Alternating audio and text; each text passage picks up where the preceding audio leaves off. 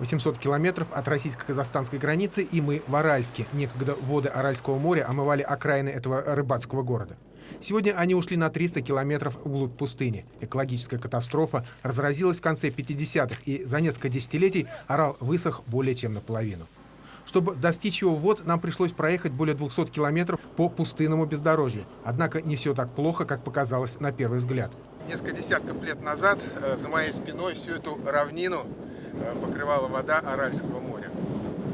Произошла катастрофа, и Аральское море начало пересыхать.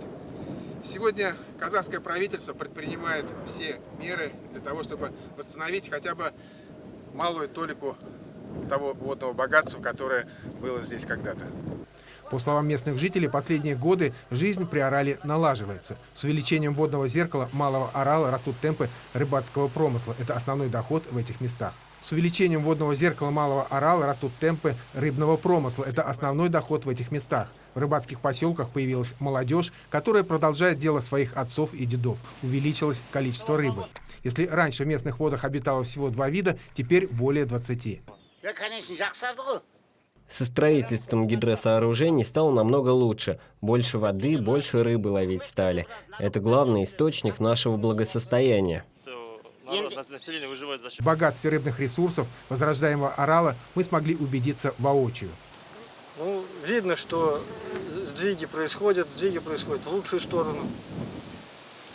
Много рыбы, много рептилий, 2 вида земноводных, буквально короткий срок.